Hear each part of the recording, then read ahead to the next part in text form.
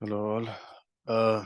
Let's continue our next session of the next set of questions. That is question number 6 to 10 from the subject knowledge and curriculum. We have already uploaded the first 5 questions that have been that are the questions that are repeatedly come in the final examinations. This is for the knowledge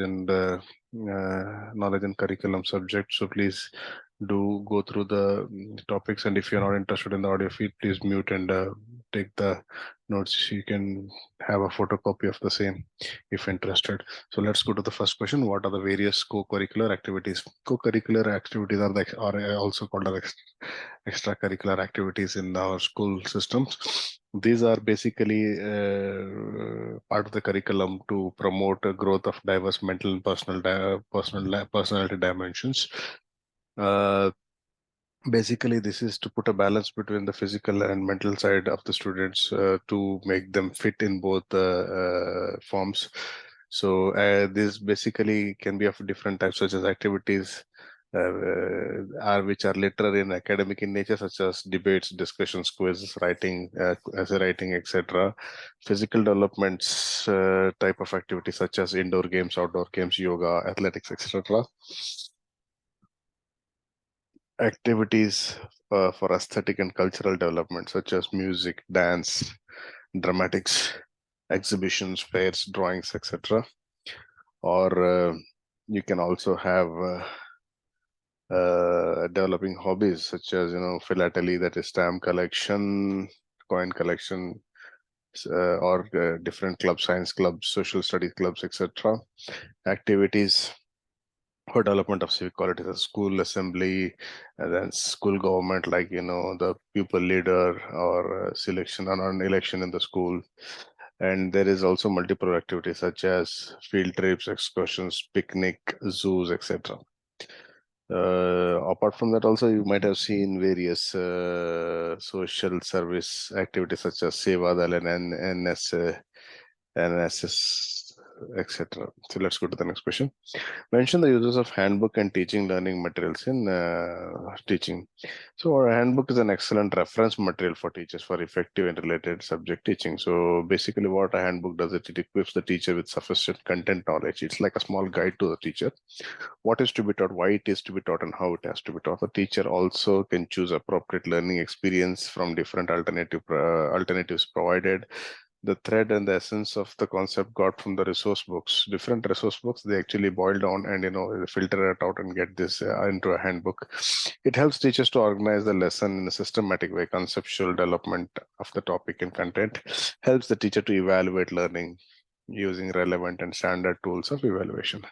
So these are the points, you can go through them. Also, additionally, what is teaching and learning materials? These are aids by the teacher, aids to the teacher or facilitator in the classroom that makes teaching more understandable.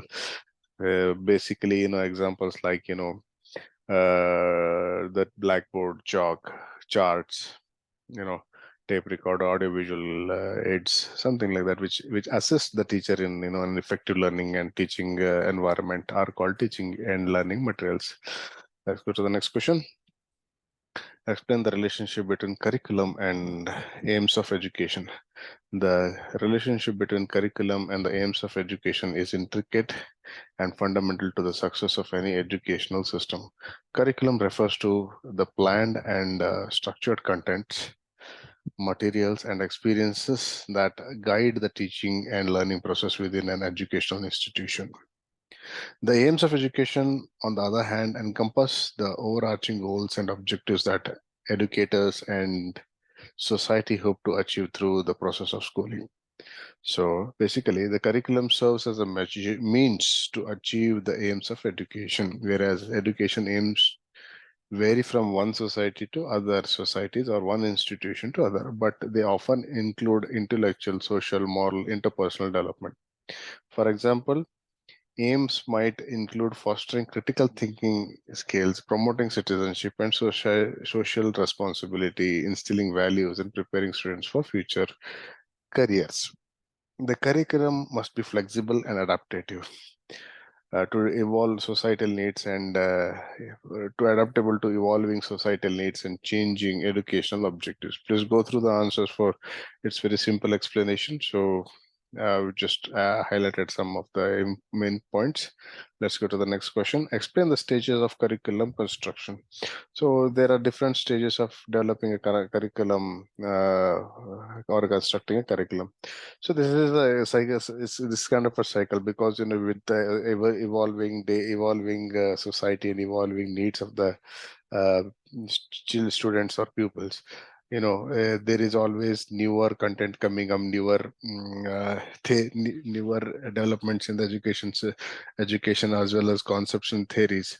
So they have to be included in the system. So it's a continuous process. So basically we starts with need a system. Why do we have to come up with a curriculum? So need assessment has to be there, goals and objectives. The need could be like, we have to include newer digitalized